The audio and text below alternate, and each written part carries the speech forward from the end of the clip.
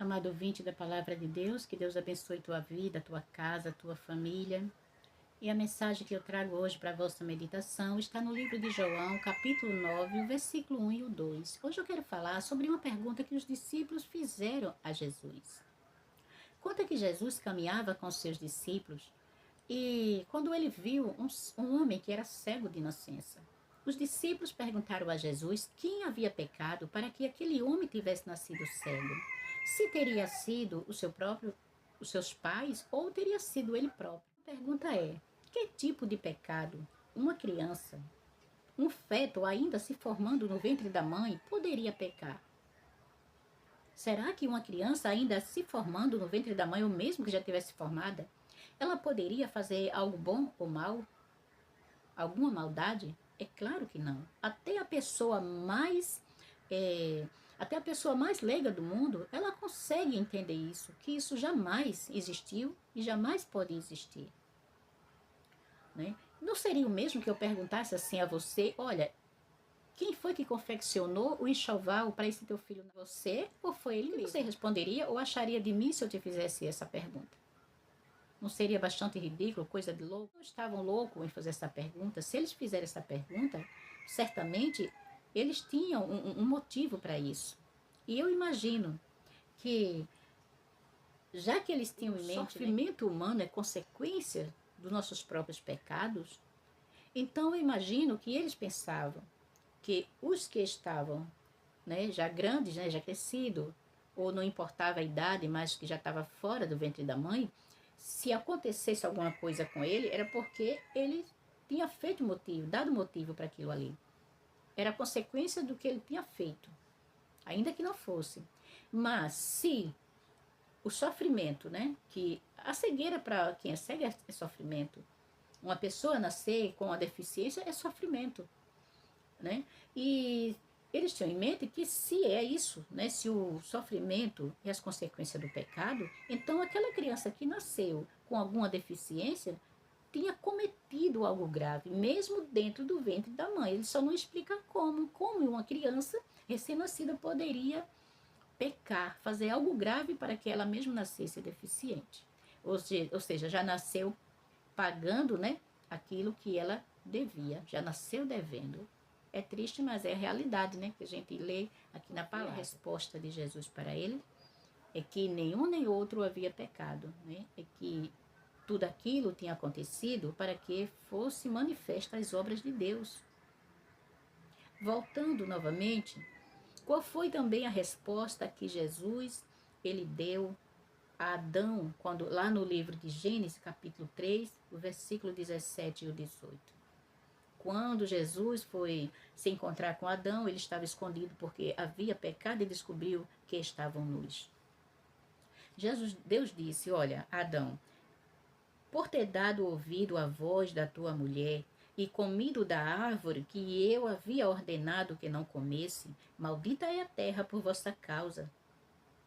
Em fadigas você obterá dela o sustento durante os dias da tua vida. Ela produzirá também espinhos e ervas daninhas, e você comerá a erva do campo. No momento, gente, que Adão e Eva pecaram, ainda que eles olhassem em volta, visse ainda tudo tranquilo do mesmo jeito, mas a terra já tinha recebido a maldição. Neles o pecado já reinava. Eles já eram pecadores. E Jesus disse que por causa do pecado, ou seja, da desobediência, toda a terra naquele momento estava sendo maldita, amaldiçoada por causa dele.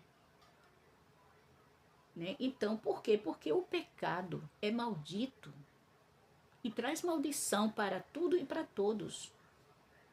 O pecado ou seja, o pecado é a transgressão da lei de Deus, é a transgressão dos mandamentos divinos, das ordens divinas. Tem um versículo na Bíblia que muitas pessoas que entendem, mas não querem admitir, porque não gosta de obedecer, pega este mesmo versículo e puxa em favor dele, onde não favorece nada. Que diz: onde não há lei, não há pecado. Justamente onde não há lei, não há pecado. Só existiu o pecado lá no Jardim do Éden porque existia uma lei dizendo não faça. Então eles foram lá e comeram, ou seja, pecaram, desobedeceram. Assim é hoje. Será que hoje não existe uma lei divina dizendo não faça? Não mate, não roube. E aí tem os 10 mandamentos para a gente obedecer. E em canto nenhum da Bíblia, a palavra de Deus diz que foi tirado nenhum, nem dois, nem lei nenhuma. As 10 permanecem, mas tem pessoas que procuram se favorecer apenas de 9, de 8, de 6, e diz que a lei foi pregada lá na cruz. Inventam aquelas coisas, gente. Mas não consegue provar na Bíblia que todas as leis, os 10 mandamentos, estão em vigor e outras mais. Estão em vigor. Então, onde não há lei, não há transgressão. Porque não existe lei. Mas existe lei de Deus para a gente cumprir ou não existe? Então, como é que pode usar esse versículo em benefício próprio para não cumprir as leis de Deus, os mandamentos de Deus? Né? Onde não há lei, não há transgressão, por isso. Porque se não existisse uma lei divina para a gente cumprir, não existiria transgressão. E se não existe lei, também não existe transgressão. Então eu pergunto a você, para que existe policiais? Para que existe cadeia? Por que existe juiz? Por que existe aqui, quando uma pessoa faz uma atrocidade, cancela outra pessoa, por que é que vai preso? Por que é que você é evangélico? Por que é que ele é julgado? Por que é que ele é castigado? Por que então que você chega a uma pessoa que fez um mal a outro, que furtou, que adulterou, você chega e diz para ele assim, isso é pecado.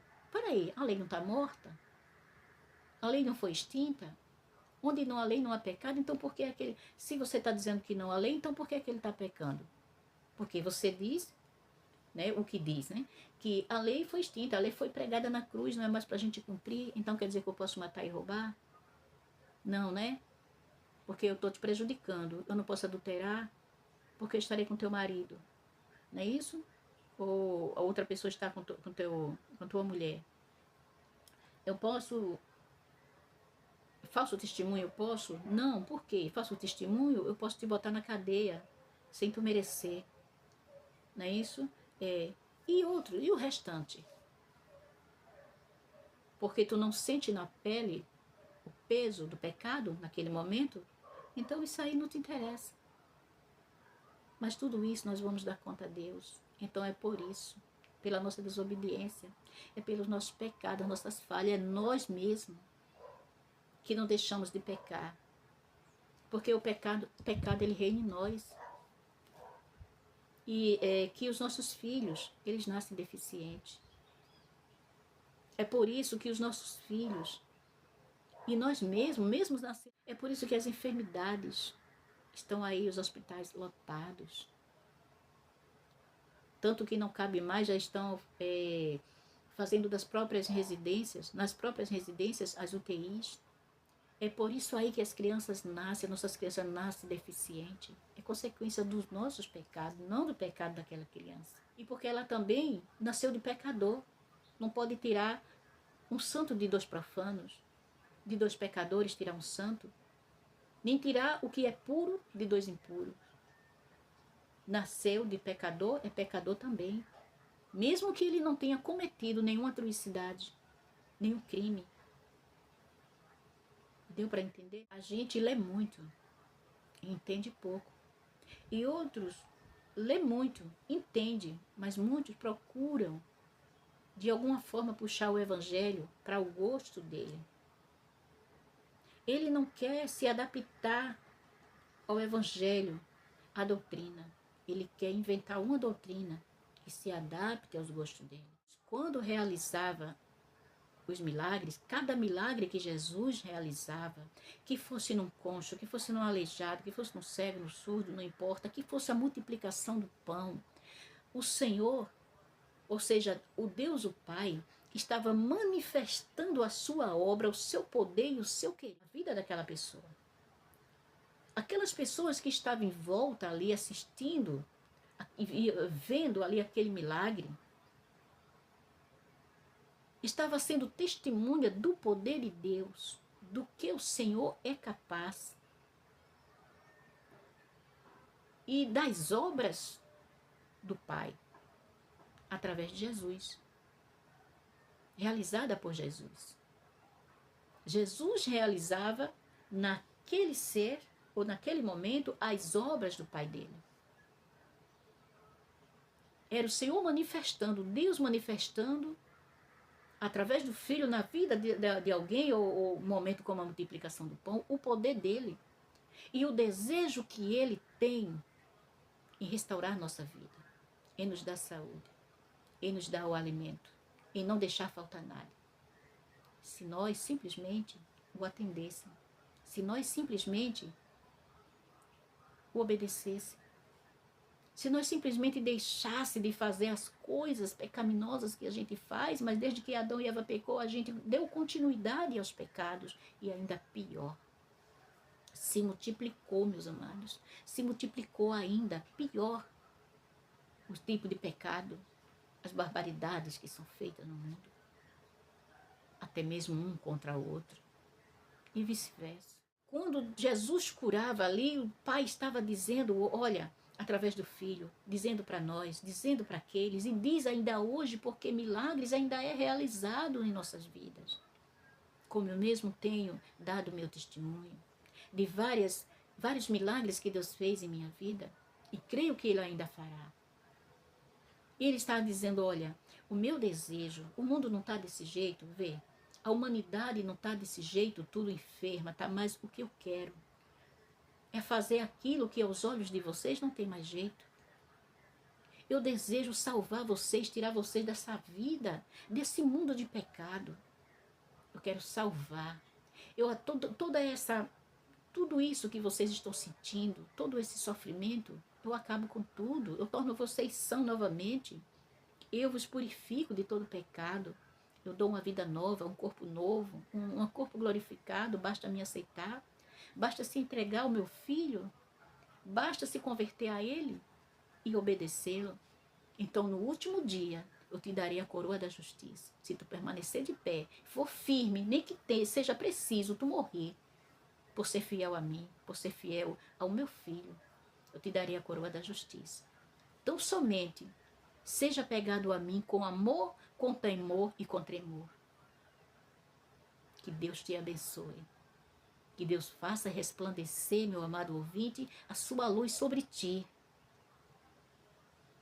Que o Senhor te alcance com o seu poder, com a sua salvação. Se puder, meu amado, eu peço, deixa um like, deixa um comentário para me ajudar, por favor. Né? Se puder se inscrever também.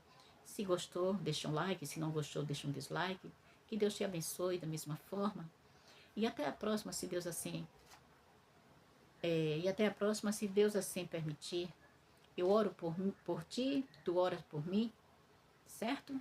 Que Deus te abençoe.